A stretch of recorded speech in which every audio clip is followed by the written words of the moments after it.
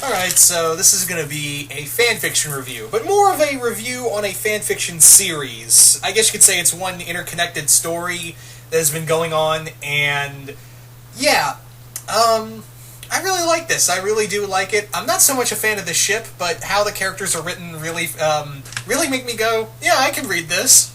And that is Dr. Indigo's Wander X Dominator series. The author, like I said, is Dr. Indigo. And yeah, the author of this has basically done a ton of stories, starting with a two-shot called The Game, and from then on, going into a direction of Wander and Dominator, eventually becoming, I guess you could say, if I remember right in the recent story, The Weekend Getaway, in that one, it is basically Wander and Dominator becoming, like, they're getting closer to marriage, basically. So yes, obviously, this is a fanfiction series based around Wander and Dominator becoming a couple.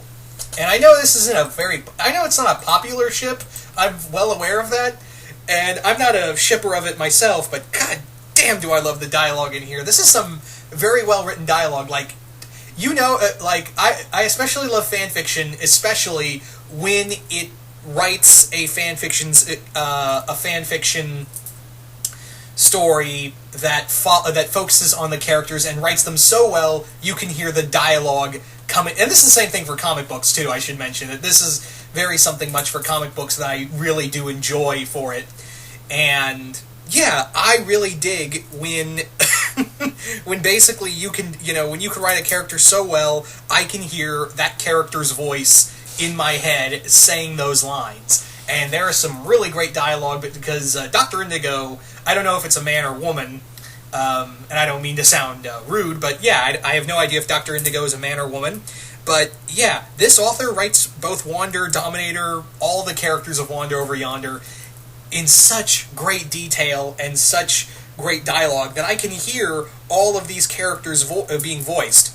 Now, the first story, The Game, focuses around Wander meeting Dominator before they actually met in the start of Season 2 with the Greater Hater. Basically, he comes across a girl called Dee Dee, who he doesn't realize is Dominator, and then in the next story, which is a little longer, that one focuses on Dominator's endgame in this new series, focusing on her. She wants to corrupt Wander to make him the perfect evil, because she believes that he's the perfect evil, and she can corrupt him, and making him the perfect villain for her to rule by her side. However, it doesn't go exactly that way, especially in the story of. It takes a different alternate take in the Battle Royale. It's pretty funny. So yeah, that story's called The Second Date, and then we have The Revenge, which follows around Lord Hater fighting Dominator. I don't want to spoil how that goes down, but it's actually a lot of fun. That one's 9 chapters long. And then we come to The Pillow Talk, which is basically Wander and Dominator just having a conversation, and Dominator's trying to seduce him, quintessentially. This is also some very good, I can buy this kind of headcanon stuff for both Dominator and Wander. And I don't want to spoil a lot. I think I'll talk about what I like about this kind of universe building, and I think The Pillow Talk is a lot of fun.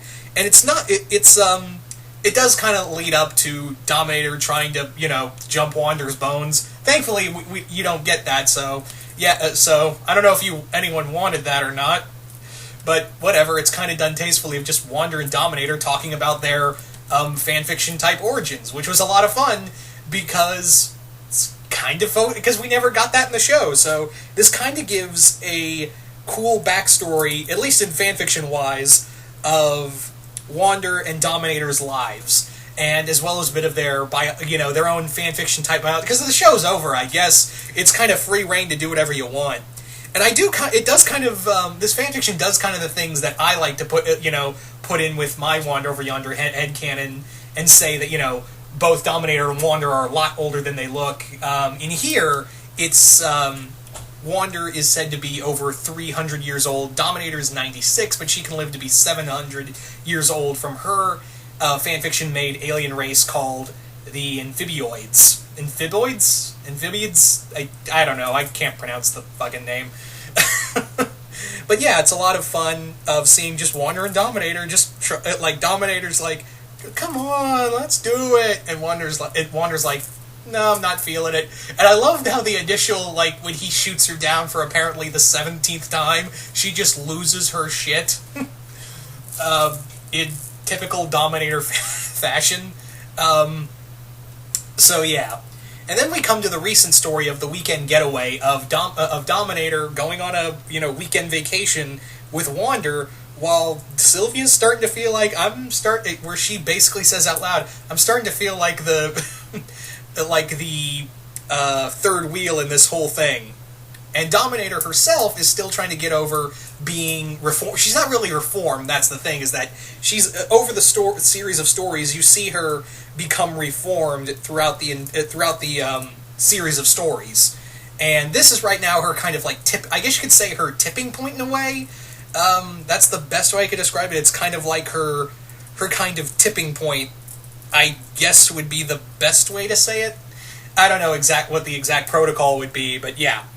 But yeah, it's very clear that she's still having a lot of trouble trying to accept, yeah, I'm dating the ultimate good in the world, and it's rubbing off on me, and I hate it.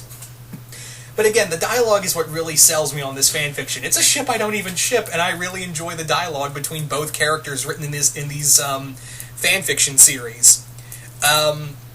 It's a nice. It does do a lot for a fanfiction. For fanfiction canon, for headcanon. I will say that this is some real good shit. This is some good shit. Not to say it is shit, but it's really good shit. And I really am like, man, like this is close to like I would add this to my own. Yeah, because I've always kind of had it in my head that Wander's very much like the Doctor, the traveling loner who's had a lot of deep sadness and all he wants to... Because it goes back to the old thing of those who laugh the loudest have a lot of pain inside of them. So that I've always kind of thought that Wander, the reason why he's so generous and happy throughout the show is because something really bad happened to him in the past, didn't it? Something really bad happened. Anyway, so as always, I will leave a link below. I'm going to leave a link below for the first story to get you, if you guys are interested, the first story of the game, which is 2 chapters, so it's not really that long. But if you want, go check out the rest of Dr. Indigo's stories, and from there you guys can read the rest of his his or her. Again, I don't know the author's gender, so I do apologize. I do apologize for that. But yeah, it's a lot of fun. If you're a Wander Over Yonder fan, you love some Dominator and Wander stuff, this is for you. If nothing else, it's just that the dialogue, some of it's hilarious. And again, it's so well written. Anyway, so once again, I will leave a link below for the first story, and you can go on from there. But once again, hope you all enjoyed this, and I will see you guys later.